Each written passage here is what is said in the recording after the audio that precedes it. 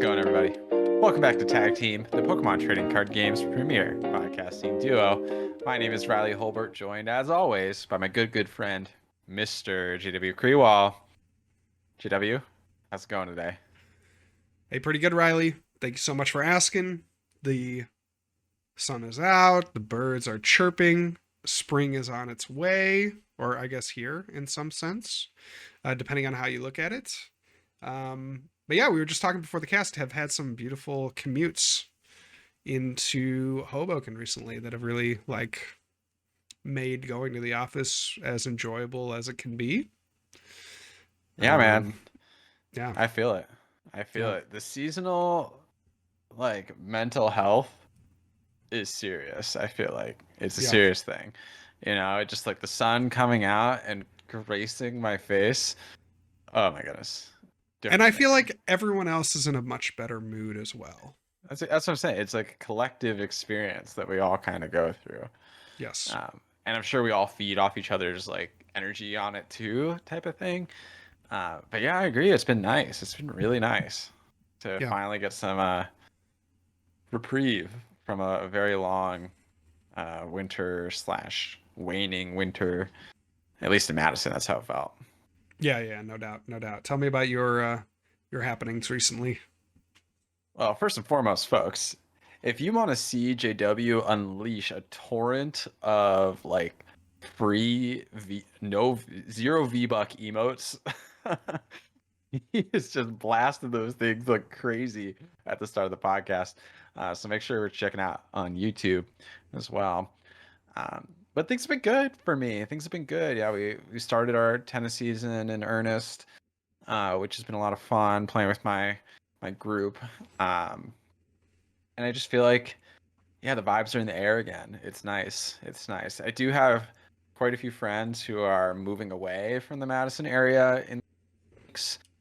So we spent a lot of time just um, like moving through the friend group and like doing things together and having a good time. It's going to be a tremendous heartbreak once all my friends from the area have moved away, but we're so glad to have this wonderful, beautiful couple weeks with them. Yeah, it's kind of bittersweet. I feel like that almost feels I've had, that same kind of situation multiple times. Either I'm moving away, right? Or I've had, a number of friends move away, like college wise, right? They maybe were in a graduating class before me. And so, it's kind of, I don't know if it has like those summer camp vibes, right? Where it's like, oh, I don't know if I'll see you again, but like we were really good friends for this period of time, and I'll always cherish that. And you don't want it to end, but at the same time, everybody has to, go on with their lives, and you're happy for their, new adventures that they're going to have. But, you just have that kind of melancholic understanding that Yeah, this isn't forever. for sure, for sure. I think we'll stay close with as many of this group as we can. Though obviously it's just harder when you don't live proximate to people. I mean, Yeah. that's just the natural ebb and flow of life, baby. That's just how it goes. Um, just in the same way that like I'm not hanging out with my college friends every weekend anymore because we don't live in the same city anymore, and I still love those guys, but we're not proximate, so it's not as easy to like make stuff happen. Um, though I do um, call some of my college friends whenever we can, and we play video games together. It's like you could also bridge the gap. We live in a modern age, but here's the thing, right? Like life changes. Life changes over time. That's a realization I certainly had to come to when I moved here to Madison. Everyone's still in Ohio, and Sure. I shipped Yep. off. But Yep. now I feel like I've been here long enough that I'm just from Madison. I don't know when exactly that threshold gets crossed, but Yep.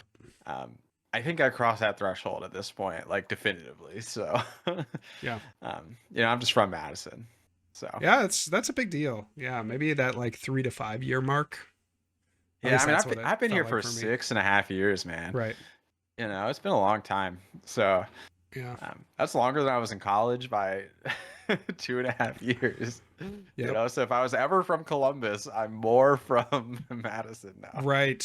Right. Right. Yeah. Well, I mean, and maybe the new house. Like, I know you haven't, you've been looking for quite a while, but like even more so, I feel like that kind of plants your roots Yeah, I in mean, a definitely once place. you cross the house threshold, that's big. We still live in an apartment. We're gonna live here for another year, um, but we love this place. It's really nice, and also just like getting a house is a big step, especially when you're in a place that gets like a lot of snow and cold weather. Yes. There's you obviously from like a pure investment perspective, like you lose money on apartments, right? Yeah. Right. However, you don't have to do the yard work, you don't have to shovel the snow. You get a lot of amenities that come with that are worth their own weight, and maybe not. And like how you might grade it or evaluate those can be different person by person. But yeah, so we're gonna be in this place for another year at least.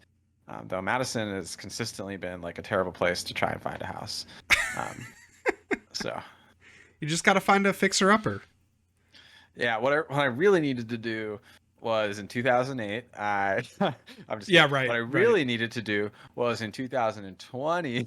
you know, just coincidentally, there's these years where it's really good to buy a house. You just got to know when those years are happening, I guess. Yep. Absolutely. Absolutely. Well, good. Yeah. Always, sounds like there's a lot of moving pieces in life right now, as I'm sure For there are sure, with for sure. with many of our listeners. Um, but speaking of moving Real. pieces, we got a lot of moving pieces of cardboard to talk about today. That's right. Excellent transition, dude. Plenty of results to look at, plenty of ideas to discuss. I mean, we have our big tournament coming up in just about a month. I actually like I hadn't really processed that until saying it, but NAIC is in just about a month from the recording of this episode. So a lot to think about. I know I would like to be, kind of front loading to the extent that I reasonably can, and not wait until the last second to try to like put these pieces together. And so I'm sure our listeners out there will also be in a similar position, and hopefully this insight that we provide today will do just that. So let's kind of take a contextual look at the format. There was a major tournament in Japan that happened a couple of weeks ago that included the set that will be available for our for NAIC, right? And that's of course Destined Rivals was available for that tournament and is going to be released just ahead of NAIC in a month. The I think big there is art. one minor difference in the Go ahead. formats, though, if I remember right. Yep, I think there's a card that's available in Japan that isn't there going is. to. I think it's the Psyduck. There The is. Psyduck. Yes, that's a good call out. Um, so there's a Psyduck with the damp ability that prevents Pokemon from knocking themselves out. So this affects two cards, one significantly more than the other, Dusknoir and Dusclops, I guess, and the Magneton. So obviously this is a way to safeguard your bench from like Dragapult, Dusknoir type of And place. don't forget Fortress. That's true. There is a third card. Fortress I wasn't EX. thinking of them all. Fortress of EX, the classic staple in our format, Fortress Yep. EX. Yep. So that is a noteworthy difference. I will say it is very much a tech card, so I don't think it actually like crazily influences the metagame. But that is a factor that the winning list actually did play the side deck too. So Yes. Yes, and uh, we'll get into that in just a second. Yeah, it's kind of the thing where it's like you wouldn't expect that kind of card to see widespread play, but the fact that it's it like available, forces you to think about it, type of thing. yeah, I don't know yeah, though, but over the years, I feel like our philosophy has shifted more to like, who cares, for these like one-offy cards. Like nobody's playing that crap. Like, yeah. just send it. I don't know if that's better or worse now. Like I'm almost thinking that you have to try to account for as many fringe use cases as possible with there being fewer rounds in a tournament. Like I almost feel like in years past, yet last year and the last few years, like you could have that more cavalier attitude toward tech cards being like, even if I play one of them over the course of the entire tournament, It's like I'll one of my still have 15 enough. rounds. It's one Yeah. of my 15 rounds, right? But now that they've shifted back to, 12, 13, that's just much more impactful to Okay, but run into that. counterpoint is the Dusknoir Dragapult decks, the straight Dragapult decks, I feel like are just doing better anyway. So, like, who What? cares? Oh, I see. Yeah, sure, sure. Well, there you go. There you go. Things to mull over. But yeah, let's take a high level look. This is, I'm gonna pull up on screen, our dear friend of the cast, Joe Omnipokes graphic that he made for Twitter. Recorded 141 events, and this was in May, there at the beginning of May. This was from all of the city leagues in Japan, so a number of tournaments leading up to their, major Champions League tournaments. City League results in the, kind of far and away in the S tier, Raging Bolt with Ogerpon, just the big bully of the format, recently won here in the States. But now we're seeing, of course, it seems like it's always been a favorite in Japan and has the City League results to back that up. In the A tier, we have Gardevoir Dragapult with its numerous variants, the Joltik box deck, and Archaludon.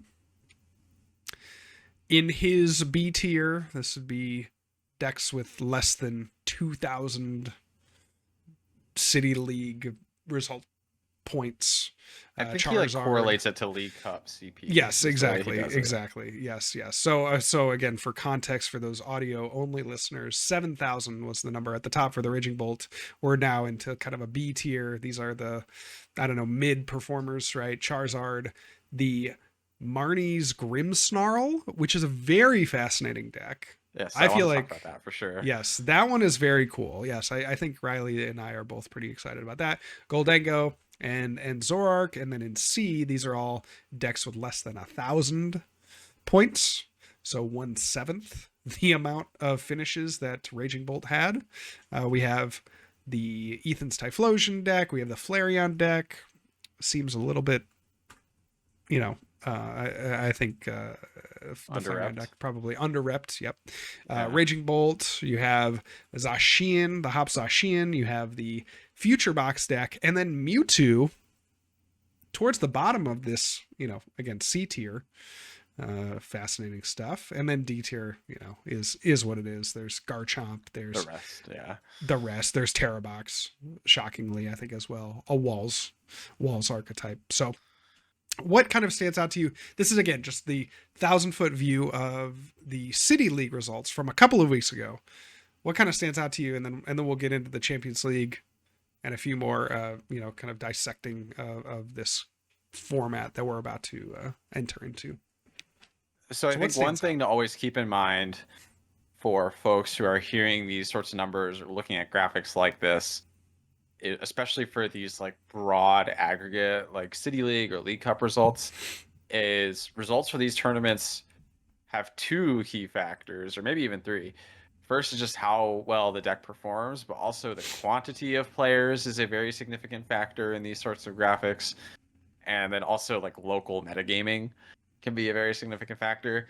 So when you see these like local tournament aggregators, they don't necessarily always correlate one-to-one with, major event type of performance.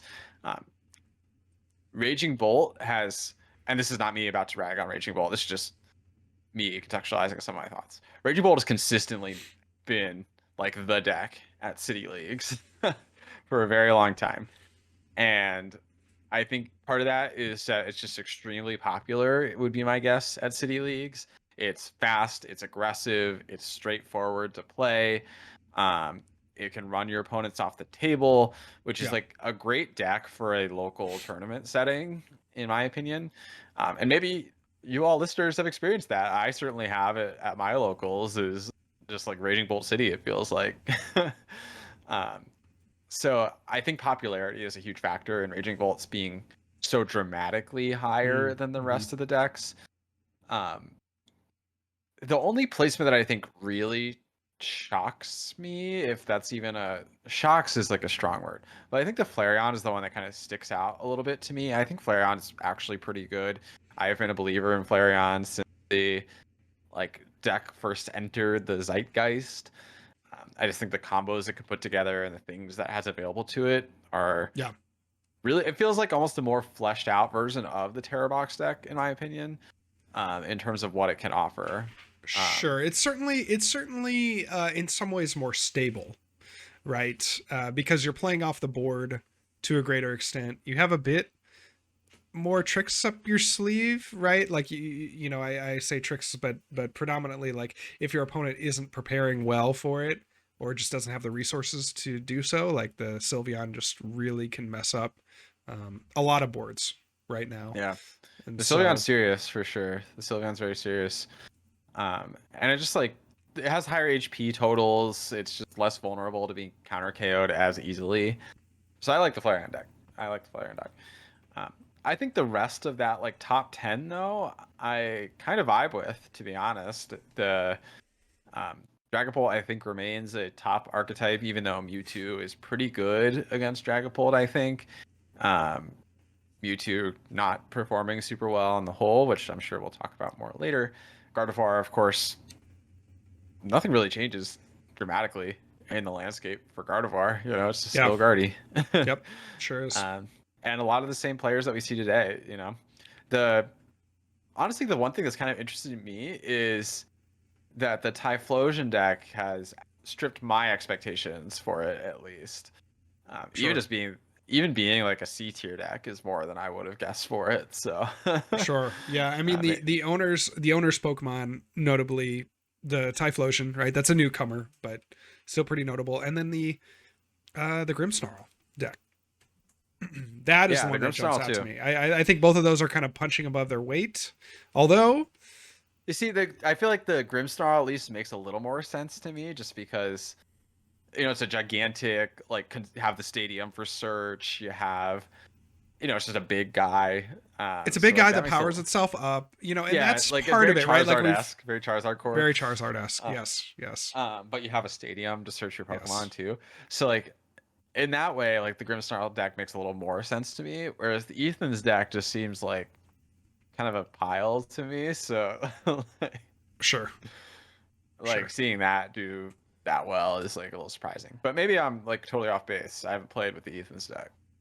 Yeah. So again, take this with a grain of salt. I just wanted to provide this as kind of a landscape, a high level view of where we're going. Let's dive into the Aichi Champions League results. Take a look at Yeah. some of those lists. Now, you get the top 16 here on Limitless, and that's a good snapshot of, what did well, but it's certainly not inclusive of everything that did well. There were over 4,000 players at this tournament.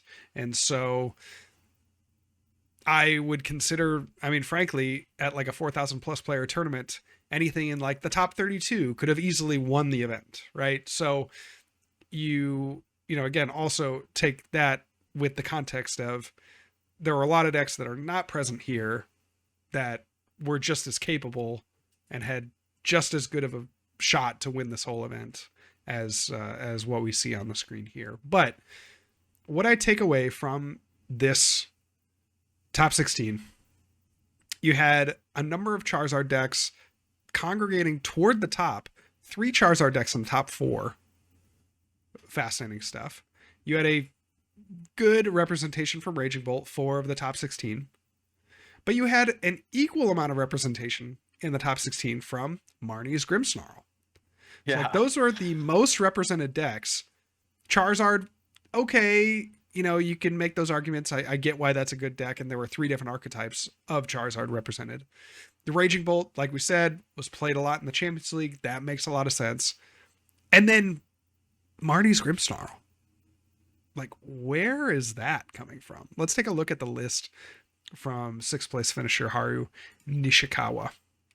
Why don't you Yeah, walk and us through actually this? 3 of the top 16 lists are this exact same list. Yeah, So, yeah, fascinating. So you have 3 to of the think 4 that players playing this 60. you have to think that they have, collaborated to some extent, or there was, list sharing, maybe from results, Champions League results. But why don't you walk us through the 6th place list, Riley, and talk about it a little bit? Yeah, so just to catch folks up, the Marnie's Grimmsnarl is a stage 2 that has an ability very similar to Charizard as the Punk Up ability. You can search for 5 basic dark energy and attach them to your Marnie's Pokemon in any way you like. And for 2 dark energy, it has the Shadow Bullet attack, does 180 damage, and also does 30 damage to a benched Pokemon. So kind of straightforward attack, very cheap attack cost. The ability can fully power up 2 Grimmsnarls and then some. So you have a lot of, you're not really worried about getting the attack off, you know. And because you're playing Darkness Energies, you can play a heavy Monkey Dory line, especially because your attacker is fully independent. You know, you don't have to worry about attaching to it, so you can always use your attachment on Monkey Dory. And because you can do both of those things, the Frostlass enters the picture. There's a 2/2 Frostlass line here. The Frostlass, of course, putting damage counters on Pokemon with abilities. You have multiple of those in play with Monkey Dory and Grimmsnarl, so you can quickly rack up that damage and pass it back over with the Monkey Dory. Pair that with some Badoos, of course, for that early game item lock, or even just potentially mid or late game item lock while you're moving damage counters over with the Frostlass. Um, the pieces are there. Some other things that this deck takes advantage of, it does have that TM Evo option available to it, which is, I think, really key for a deck with so many different evolutions. And it has the Marnie support in the Spikemuth Gym, which can allow you to add a Marnie's Pokemon from your deck to your hand once per turn. Yeah, So yeah, that card's insane. yeah, so good, so good. So I mean, you can see how the pieces all fit together, right? It's a Arven classic, like Arven Iono engine style deck. Though it does also play 3 copies of Research, which I really like. Just having those heavy supporter lines right now, I think is really good. You kind of slow play up on behind Badoos into your Grimmsnarls, and then you spread damage all over the board with Frostlass and Monkey Dory and Grimmsnarl's attack to pick off or weaken your opponent's board. So if you're playing against a basic style deck, you soften the attackers up, so that way you can KO them with the Grimmsnarl. If you're playing against evolution lines, you can slowly place the damage all over the place and TM Devo them. You know, that's the through line here, is you're being thoughtful about your damage all over the board so you can win the game in just a handful of Marnie Grimmsnarl attacks. So let's talk about the parallels from this deck to for Alligator, right? I feel like in a lot of ways they are similar, right? It's a primarily, Monkey Dory focused deck in the sense that you're trying to get up multiple Monkey Dory in any given game. You're trying to hide behind, other Pokemon. In this case, maybe you're Badoo. Maybe you are attacking with the Marnie's Grimmsnarl, but you're kind of building up that damage, sniping, manipulating damage on your opponent's board until you can take, multiple big turns of knockouts. And what we saw from the Feraligatr deck was that it was a bit of a one-hit wonder. It won the Champions League a format ago, and then we really have not seen it since. What do you think separates the Marnie's Grimmsnarl deck from something like the Feraligatr deck that we've seen in the past? Is it any better? Is it any worse? I mean, what makes this good? It's hard to say, like, definitively, right? This is one major tournament, and that's about as much as Feraligatr had when Feraligatr was really exciting. But I think there are some things that are in Marnie's Grimmsnarl favor, and that's primarily just the deck. I don't want to say plays itself, but like it operates much more smoothly. The Feraligatr has a lot more moving parts, I would say, in that you're trying to attach energies to your Feraligatrs, and you have all these different wall Pokemon that you're like pivoting into, and you're more vulnerable to like gusts and things like that. Sure. Whereas because you have the Spikemuth and the Marnie Grimmsnarl ability, you're pretty much fully setting up as soon as you evolve, you know, and as soon as you start getting the stadiums in play, you're pretty much good to go. So that's one pro, is the deck just is less independently moving parts. There's a lot of moving parts in the Smarties deck, but they they're like cogs in a machine, you know, they each tie into each other a little bit more fluidly, I would say. I think that's the major differentiator. Um, though it's an interesting parallel. It's an interesting parallel for sure. I think another thing is because you're less reliant on attachments, it's much easier to use Monkey Door to Badoo. It's much easier to use Monkey Dory without having to just hope your opponent doesn't gust around your wall. Sure. Yeah. Yeah, that's a good point. You're putting you kind of put your opponent in very awkward positions, right? Because there are, on any given turn, 3 viable targets. Whereas that wasn't necessarily the case with the Feraligatr deck. Like, I feel like there was generally a good target, i.e., the Feraligatr. Um, Right. but the Marnie's Grimmsnarl, right? You have that attacking, and then you have the Frostlass, which is building up damage, and then you have the Monkey, which is, moving the damage, right? So I think that, getting to your point, it's hard for certain decks to identify and certain players to identify what needs to be targeted at what time.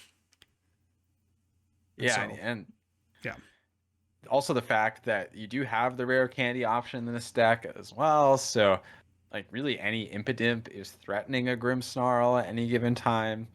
That's really nice too. The Feraligatr deck, I think, was a little more reliant turn over turn of like evolving typically because the Crocodile was so good. sure. Um, so just those little things, you know, like they add up. And I think this is a more fluid deck. I think that's the thing it has over Feraligatrs. It's much more fluid. Yeah, really an archetype that I want to get some reps with, because I think that this has some potential to keep people off guard, right? At NAIC, like if you're not prepared against a deck like this, and it does prove, in our testing to be good enough to take to a major tournament, like you may be able to catch some people sleeping, get some freer wins. Not that any win is necessarily free, but that's certainly archetype and playing your matchups is a big deal right now in the game. And so if you can play a deck that not a lot of people have practiced against, that gives you a significant edge. Let's But of talk a course, little I bit. think Oh, go ahead. I was gonna say I think we have to talk about Charizard though. I Like, was, yep. another Dark type stage 2 that accelerates energy into play, but has been like wiped off the face of the earth for the last couple of months. No Charizard at all really in Milwaukee this prior weekend. So clearly, like something has shifted in the landscape to allow Charizard to break its way back through. And it's hard to immediately say what, right? Because it historically Charizard's bane has been Dragapult. Dragapult has just been a really bad matchup for Charizard, like very consistently since the card came out. Um, and now Charizard just all over the place. 3 out of the top 4 decks playing a Charizard line. JW, what is your take on the return of the big orange dragon? Um, it's kind of hard to say. I think that Charizard is just a card that reads really well. So Yeah. I mean, potentially the widening of a format with the introduction of Destined Rivals, or their 2 mini sets in this case, makes the format spread enough that the cards that read well tend to do better. Like, that's a very weak theory, but I think to some extent that holds true. Um, I think that, I look at the Charizards like creeping towards the top, and I'm very confused because um, I take into account, like, okay, there must have been a ton of Raging Bolt, and that just seems like a horrific matchup for Charizard. And historically, that's been pretty bad because you have the Teal Mask Ogerpons that you can load up in advance to, take down a Charizard in the mid or late game. And so I feel like that's just like the insurmountable wall for Charizard. But, very clearly that's not the case. You take a look at the winning list playing Dragapult. This probably has the most, I don't know, what would you say? Like, it has the most emphasis on, Charizard as kind of this backup attacker, right? So you're predominantly using the Dragapult. You have Charizard as an option, but it's a Dragapult deck. Let's be real. And that to me, like, probably seems how if someone were like, hey, JW, you have to play Charizard at a tournament in this format, I'd probably be looking to not make it the main attacker and have it be like supplemental or only useful in certain matchups in addition to like in this case Dragapult. It's kind of how I'd be thinking about it. To me, Charizard doesn't provide enough for the format, but like I said, it's just a card that reads well. So maybe it has something to do with like there being so many different weird decks in the room. Yeah, maybe. I'm hoping I you can give me something a little more concrete because I don't know if I have. I don't know if I have it. I will say, when I was playing in Milwaukee, I was thinking that it would be really sick if there was a way to make a Dragapult Charizard deck work. But I was like kind of mathing it out in my head. I'm like, I don't know if I can actually make this work. Looking at this list, it's hard to see exactly where they made their compromises at just an initial glance. Looks like maybe in like the ball search is maybe where they started to do it. They also have kind of a funky energy lineup, only the 3 luminous, 6 fire. So you got a Monkey Dory attachment and maybe 2 Dragapults. Yeah. Though you have to Right. find those things. So, that's I kind of am with you. If I was asked to play Charizard, that would be my first instinct. The other 2 Charizard decks are also unique, though. Like they're all different variants. So we have a Charizard Dusknoir deck with Pidgeot, kind of the classic Charizard look and feel in third place, and then a Charizard Noctowl Terapagos deck also featuring Pidgeot, kind of a very busy deck going on here in fourth place. So why is Charizard doing well? Why is Charizard doing well? I I don't know if I have the answer, to be honest. I feel like Charizard is a mighty powerful attacker,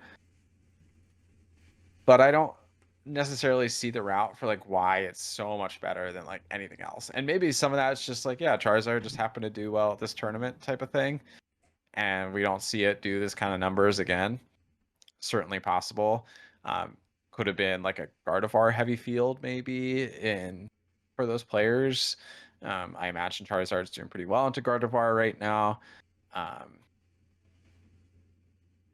Especially like I'm not seeing any balloons in this first Gardevoir list that I opened. Sure. Sure. Yeah, actually neither of them are playing Drifloon, so no real way to KO Charizard. They could definitely prey on that. Um, it's interesting too because the counterpoint for the Raging Bolt matchup is that, well, they can maybe get like one Teal Mask attack off, but like it gets progressively harder to keep getting them off. But I Sure. actually think it's even easier now with like Crispin access, for example. These decks are Yep. playing Crispin 1 to 2, so you can launch that attack off in a single turn. Yep. Yeah, yeah. I don't like look at the rest of this top 16 makeup. Like I don't even understand like how they like dominated this top 16. Uh, yes. You Absolutely. know what I'm saying? I'm with you. Like Well, there's and that's the thing, like, right? It's like you think about like let's take it and we're just theorying this, right? Because this is a new format. So, you know, what we're thinking about hasn't been, put to the test, right? We haven't tested this, but this is like theory, and this is where we start with these kinds of formats is like, okay, why does this beat this? Why does this, seem to be doing well? What is this list about? What was this player thinking when they were making this decision? All of that. And so, let's just kind of go down the list, right? So like Charizard, and we're just going to say blanket Charizard. Obviously, there's 3 different variants represented here, but let's just say, a Charizard focused deck. What advantage do you have into Grimmsnarl? That to me seems like a pretty terrible matchup. We were just I talking agree.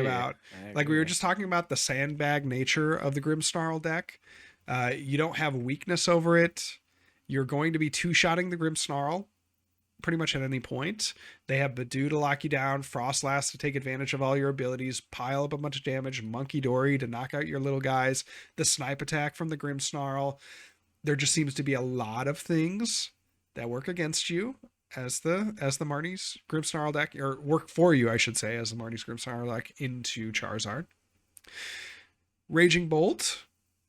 I, I would say, like, again, historically, I I've felt like Ogerpon based decks have been good into Charizard. I think there are a lot of Charizard heads that might be, hearing that and saying, "Oh, well, I have lines." And yes, of course, it's just Ogerpon is just you have weakness to Ogerpon, and like you were saying, Riley, it's even more easy to power that up. So I just feel like, you have that instant delete card for Charizard. That doesn't seem good. And then if you can't get the instant delete from the Ogerpon, oh yeah, your main attacker has an instant delete attack, by the way, with the Raging Bolt. So like that doesn't seem great.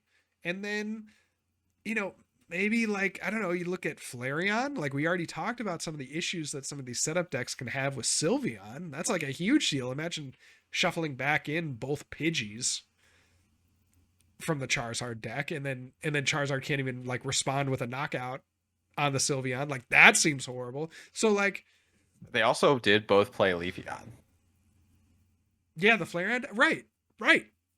So I don't know. I'm just like you said, like I'm looking at the top 16, and again, uh this is not representative of the entire tournament. This is just a snapshot, but it seems very difficult from what we're seeing to come up with a reason that Charizard would be back, at least in a way that's like, if you only saw the top four, you'd be like, oh, Charizard was everywhere. Like to be as dominant in these final standings as it was is a real head scratcher. Yeah, I mean, trying to like navigate my way through it too. Like I just taking a look at played out limitless for Charizard. Matchups are not looking pretty. Besides Gardevoir, the Gardevoir matchup looking very pretty. Um, and I guess the Goldango Dragapult matchup also looking very pretty for some reason. But like, yeah, not looking pretty out there for Charizard. Let's see, Milwaukee, Charizard matchups. Yeah, not really there. I imagine it does pretty well in the Joltik box if that was a popular deck throughout the day. Sure, right? Like, sure, I Yeah, suppose. yeah, I don't really get it to be honest, um, and especially with Dragapult still being a prevailing archetype, although Dragapult did not make it to this top 16. So maybe these Charizard heads were seeing that Dragapult was on the low or being countered Sure, very heavily, and are sure, like, I'm gonna come into this metagame with my Charizard deck and not be picked off by Dragapult. sure. Well, Raging Bolt, not the greatest for Dragapult. Decks with Monkey Dory, especially multiple Monkey Dory, generally not something you want to see as a Dragapult player. And I'm sure there was a lot of other Dragapult hate, throughout Yeah. this event. So okay, so let's take another step, right? Because we've covered.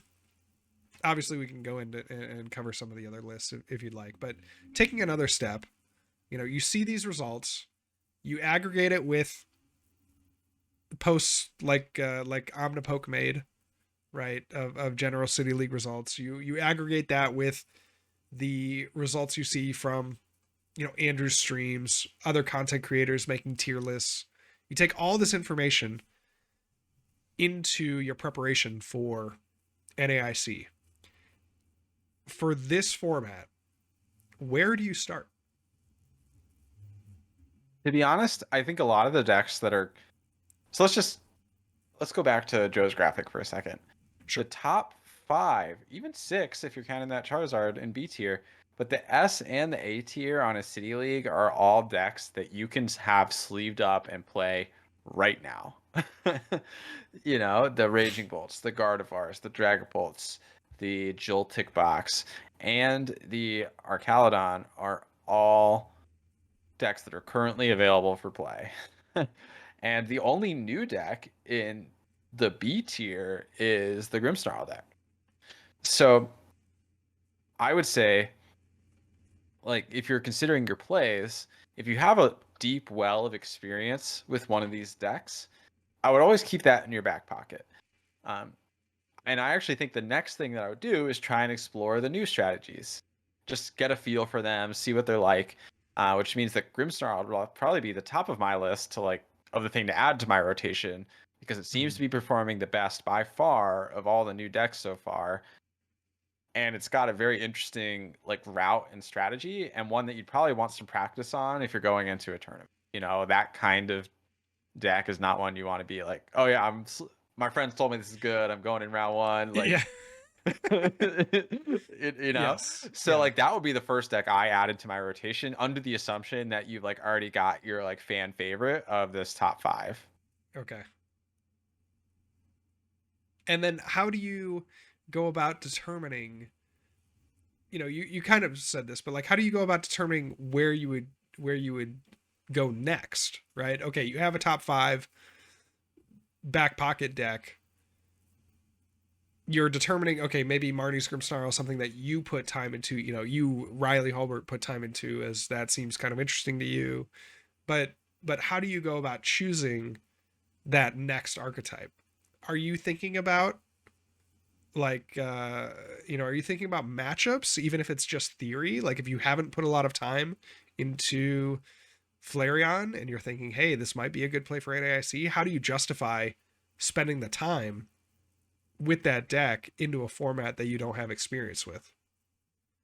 That's Yeah, just, it's again, fair. just an example, but like how are you determining that kind of next deck?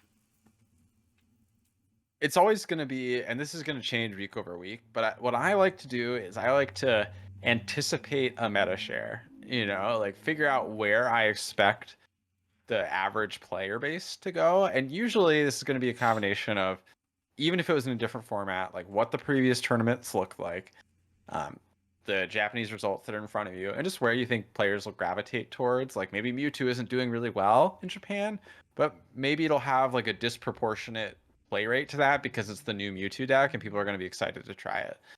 Um, so I try to give like some rough meta shares of where I expect things to fall. Uh, and then I like to kind of EV it out, basically, like get an expected value of, okay, like here's how many of these I would expect to hit in either my 9 rounds day one or my 5 rounds day two. And based on that, what are the decks that like play favorably into that sort of ratio of players. Um, I think a lot of these decks that you see in this top five are still going to be amongst the most played decks going into NAIC. Sure. So whether or not you're playing a deck that is one of those top five, I feel like you should have a clear route into those. And so whether that means you're starting with like, okay, I'm going to go down every single deck that's available and play like shadow boxing in the matchups until I find one that I like, and then I'll start slinging it. Or if that means like I'm going to now pick my favorite deck, test it into each of these matchups a couple games, and see what the fallout of that is, and I'll keep doing that until I find the deck that I'm most comfortable with. That's usually the side I'll err more on, is I'll like iterate on the deck that I'm trying into the field and see who performs the best.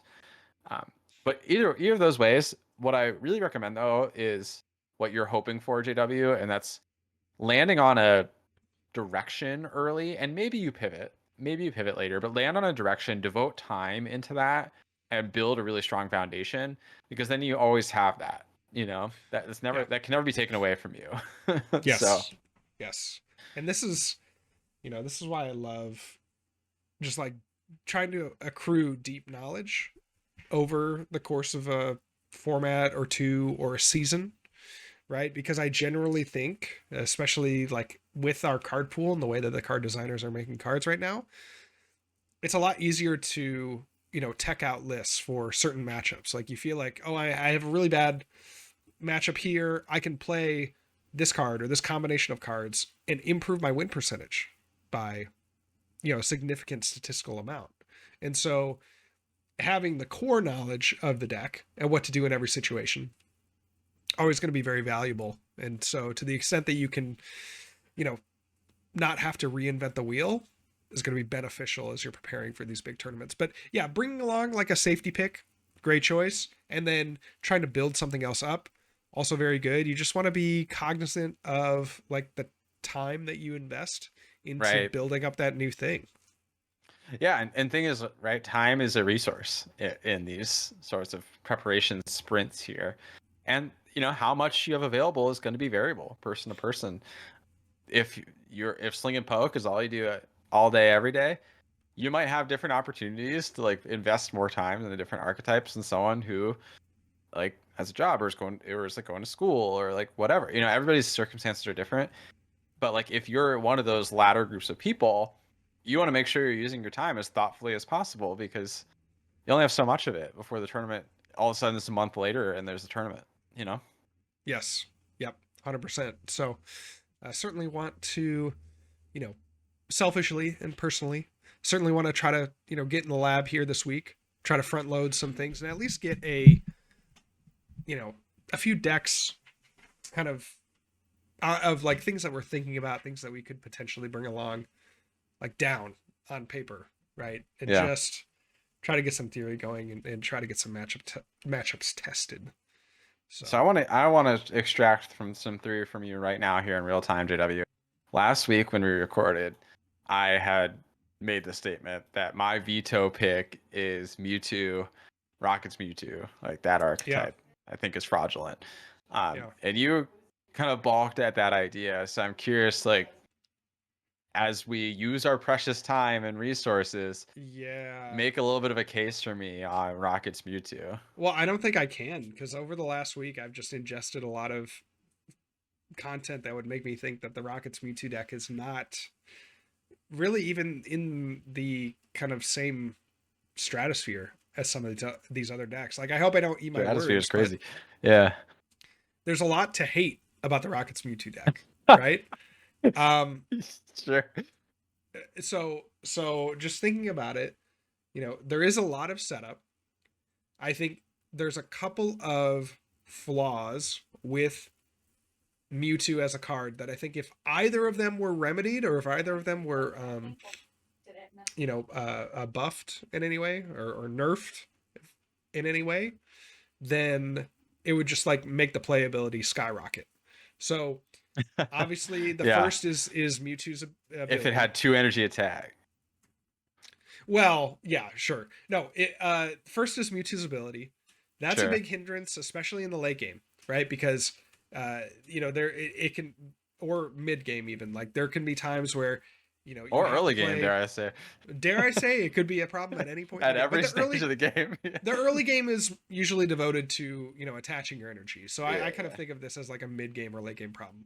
But you play your supporter to get your Pokemon out on the first turn, and then you're usually playing something else not to go get Pokemon on your second, third, fourth turn. Maybe that's like a Gust card. Maybe that's trying to find a specific item, or it's just drawing more cards. Like you're doing something specific that's not searching out Pokemon because you need Sure. other resources, right? You need to draw into the energy, you need to draw into the evolutions, you need to draw into the stadium, you need to draw into all this.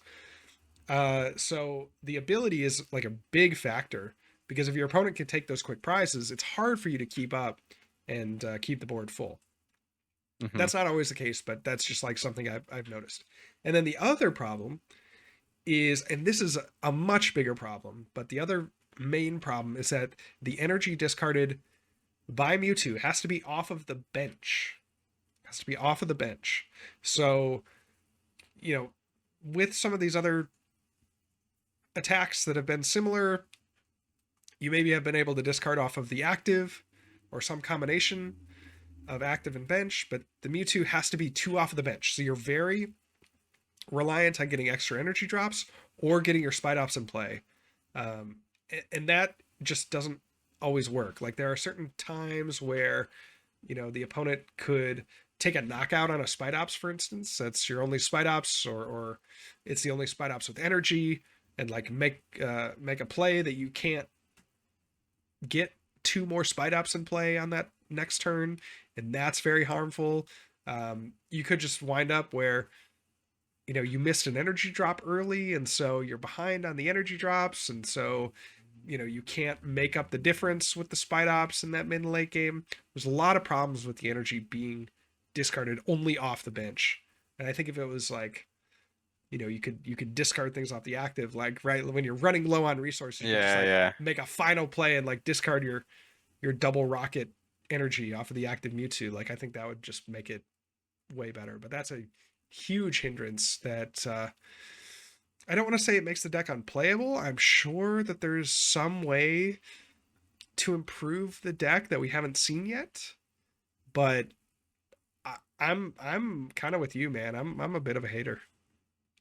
So here's my logic that I've always had on the Rockets too, is it forces you to play entirely like a Rockets deck. And the supporters and trainers are really good in the Rockets deck. The Pokemon are like eh. The Spite Ops is like fine. You guys you're talking about how it's like an attacker. Like, come on. Like that's not what you're trying to do with this deck. And the biggest nail in the coffin for me is kind of, I think you were making the same point in a different way. Mewtwo's attack is 5 energy 280. That's what the attack actually is. It's not discard 2 for 280. It is 3 energy on the active and also discard 2. That's 5 energy. That Yep. is ridiculous. That is actually ridiculous. Like, and if I'm wrong, I dug my own grave on this, but I think that just reads terrible to me. That has always read terrible to me, and that's why I've been on this train. Yeah, I think you're right. Yeah, I hate to say it. I hate to give you your flowers for this one, Riley, but I think you're right. Yeah, I think the Mewtwo is a fraudulent deck. I had a little bit higher hopes. I think it was the kind of is the kind of archetype that you really want to believe it's good, right? It has a lot But of the things these I actually pieces. don't. I actually don't because it's a fully like imprinted archetype, and I don't like those. So I actually didn't want it to succeed in the first place. Okay, well, dude, you're even more of a hater than I was. So You know what I'm saying though? You know what I'm saying? Like I hear when you. they just give you the whole deck, like that's not even interesting. Like Yeah, you're not even deck building at that point. yeah, that's exactly like you have like 40 of the cards are just like 4 of rocket cards that you include in your Yes. deck Yeah. by default. You know what I'm saying? Yes. Like that is like completely uninteresting to me, and I actually think decks like this should fail. So Wow. Well, that's a take. Okay, one deck that I am gonna give a little bit of time to, and please don't hate me, but it's been like the one it's been the one that I've like it's the little pet deck that I've kind of like it's okay, man. Just say it. Just say it. I've really thought really hard about this one, and I've been like, okay, in this situation, like this is the deck Dude, of just say the it, man. I promise. newly released cards that I'm like, okay, it has a shot. There's something here. Is it Okay, Ethan? it's not Ethan. It is Cynthia's Garchomp. Dude. I'm gonna Dude. lay my case. I'm gonna lay my case. Okay, ready? To be honest, I hate that deck less than Mewtwo, so I'm gonna hear you out. Okay. You have a potentially 400 HP Pokemon. That's Uh-huh. already just good, right? Let's just call a spade a Yeah, let's spade. establish let's That's just establish a good, baseline here. right? That's Yeah. just good. Okay, 400 HP Pokemon, and that's good even into like we saw Charizard decks like play Hero's Cape, right? Or Gardevoir decks play Hero's Cape. Like it's just good to have a massive guy, Hmm. right? That you're attacking with. Yeah. Okay. So Yeah, man, that's good. it's also good to have a massive guy when you have no other liabilities on the bench, right? So you could play the deck as essentially an entirely one prize deck until the point that you need to attack, and then you're attacking with a 400 HP dude, right? So, like, I'm kind of thinking, okay, you are able to just be very nimble with the bench because you don't have to devote the resources to any of the support Pokemon that you otherwise would. Like, I don't think I'd even play like a Pheasantipity in the deck because it's just too much of a liability in most matchups. And then you're hiding behind like Badoo. It's just like any setup deck in this format, Dragapult, Gardevoir, Charizard apparently. Like you're setting up behind Badoo, you're feeding them maybe 2 or 3 Badoos. And then once you have a full board and you have enough energy attached, because I think that's kind of the big factor. You want to be attacking every single turn with the Garchomp. Then you just come in and you do your, you know, 260, 290 if you have Defiance Band. If you're playing the maximum belt, 310, right? And then you're setting up a bunch of other things to like, you could maybe even play Monkey Dory and like set up the damage You're not playing like the for. Roserades to do more damage?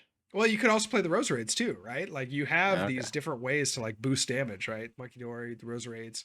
And then after everything is set up behind the Badoo, then you're just swinging 260, plus every single turn, or you can cheat out those one prizes, right? You play 4 boss, and maybe you opt to go like the prime catcher route, and you like are able to just like boss up all your little guys while you're still gaining the energy attachments, and then you're drawing cards with the first attack. I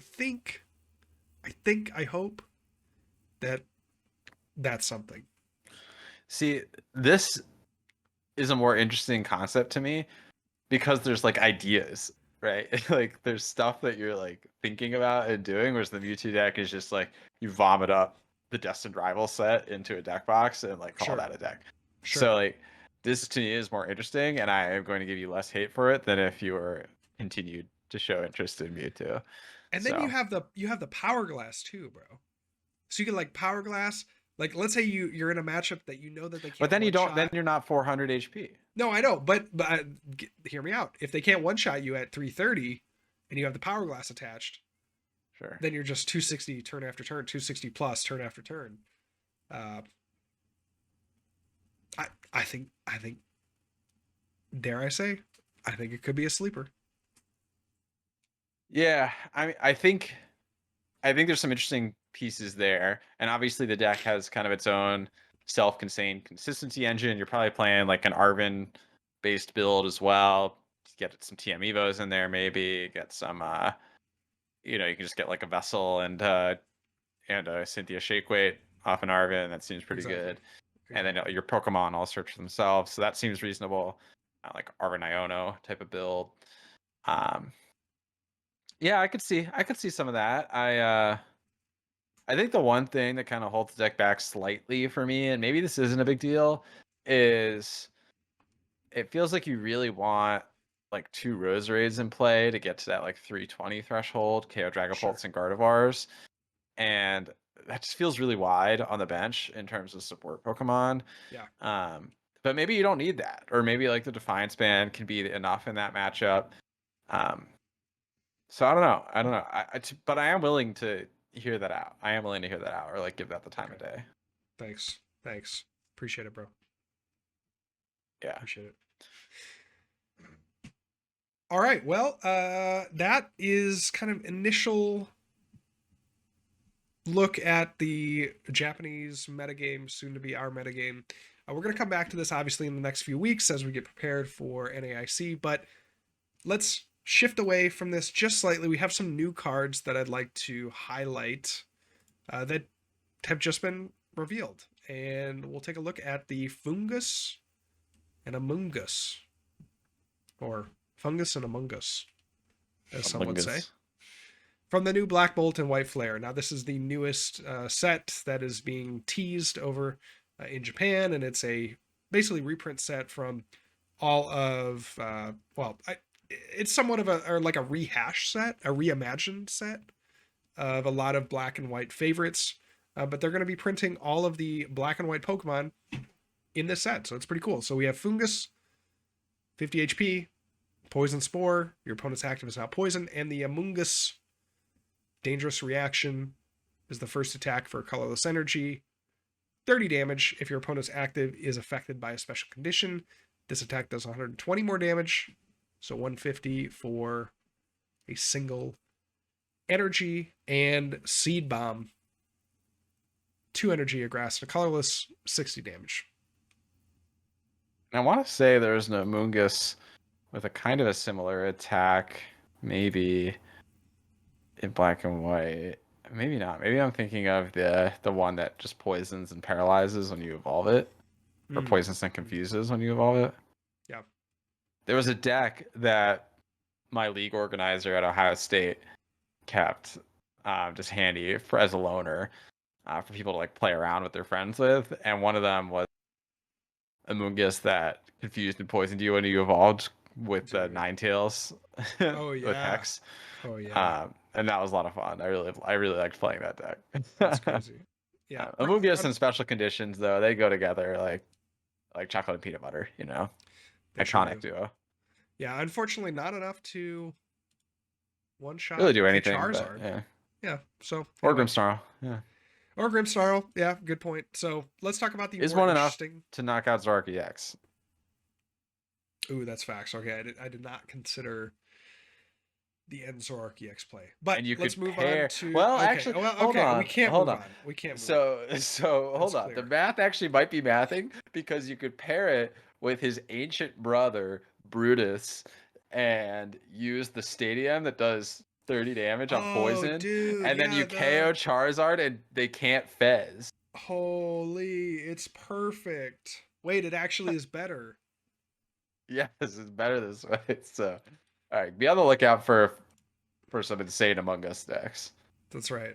Okay, but let's go over to I think the more interesting of the two newly released lines, the Zork line.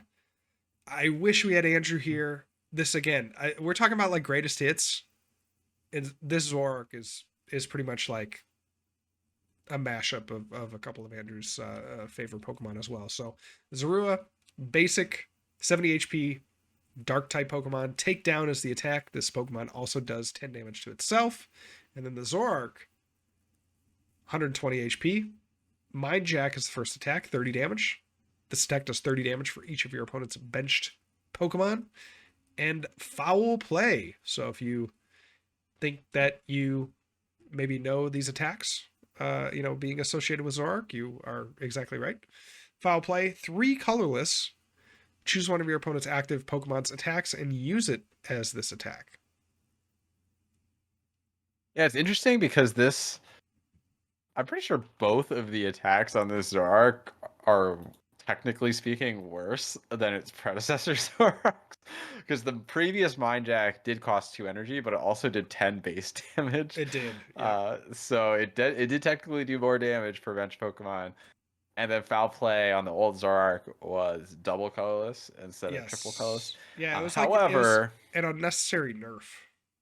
yeah, Right. I think the vibe with the triple colorless was it can go with the ignition energy that we were talking about last week.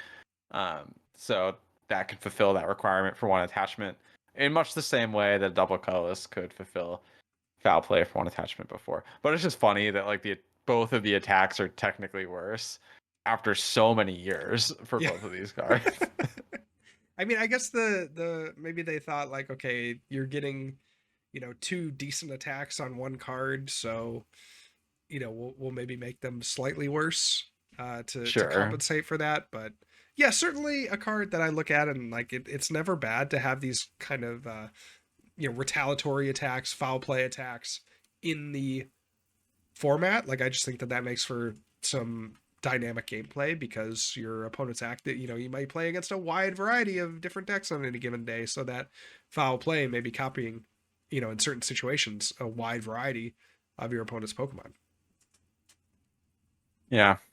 Also, I don't know why, but I started going through the comments on the Poke Beach, uh, and the people are just furious that like there's any card reveals that aren't illustration rares. Which if that didn't sum up like the state of the hobby, like I don't know, like what does? Yeah, absolutely. Looking at these, I really need to. Yeah, let me take a look.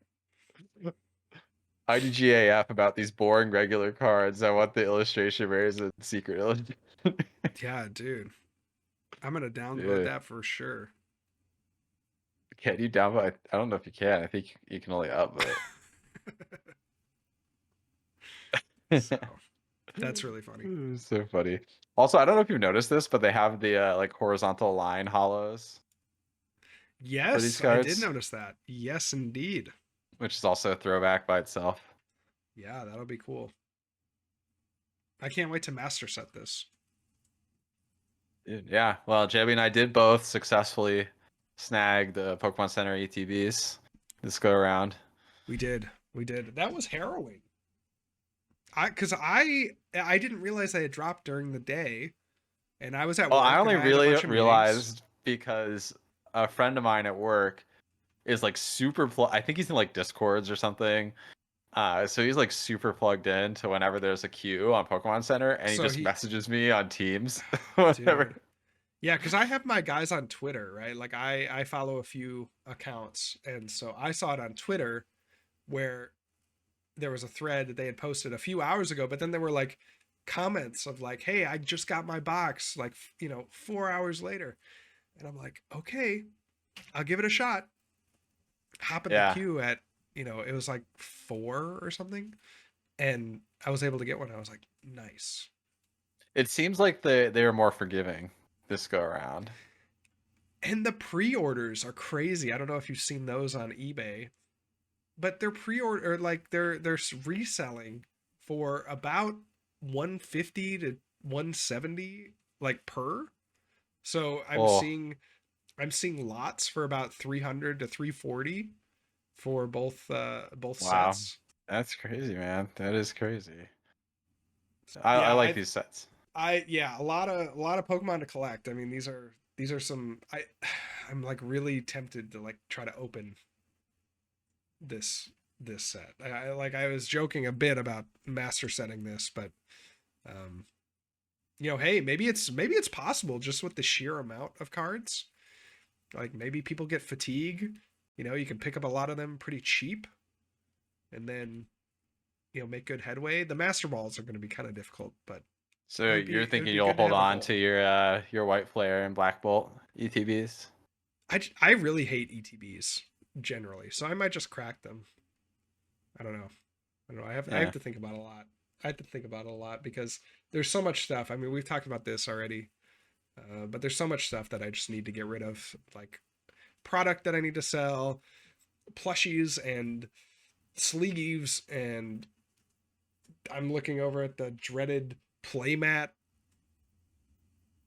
stack that I just need to get rid of, and it's like, I spent a lot of time going through playmats last year, and the yeah, EV or like the ROI on them is when you factor in like the cost of like shipping them and stuff, it's just like huge pain, you yeah, know?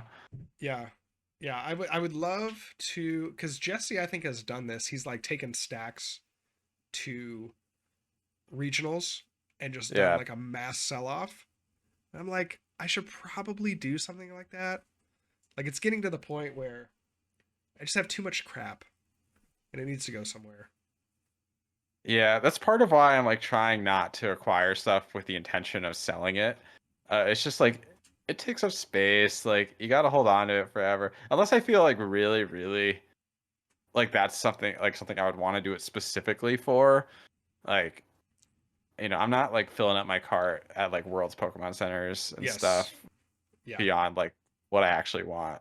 Yes. Yes. Yes. I think I'm shifting more and more away from like the collectible, like I do like a good plushie. I did just buy the New York City exclusive Pikachu, which is really fun.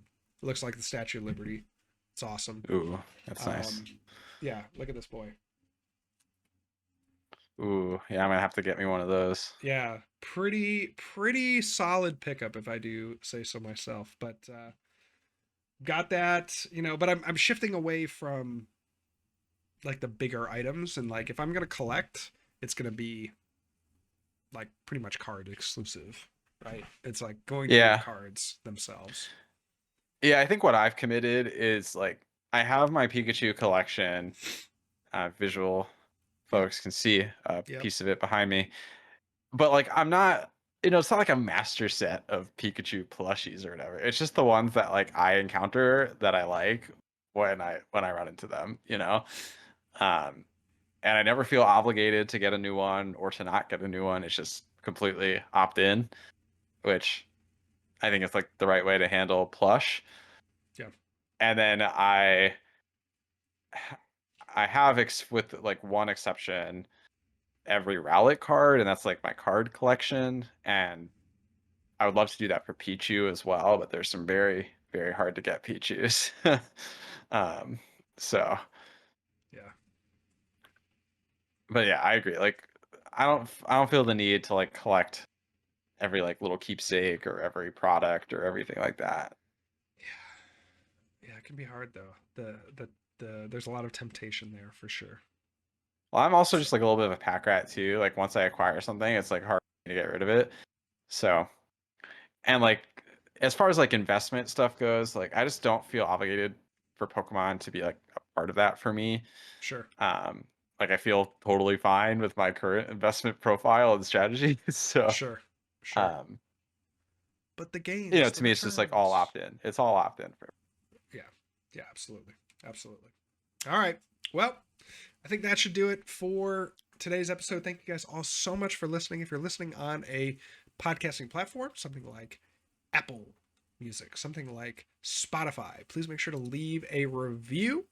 If you're on YouTube, please make sure to like and subscribe to the podcast. That will do it for today's episode. If you want to get more tied into what we do at Tag Team, follow us over on our social media platform X. That is at Tag Team Pokemon for the podcast, at Smiles with Riles for Riley, and at Real John Walter for myself. Thank you all so much for listening and your continued support. We appreciate all of you, and we'll catch you next time. Peace. See ya.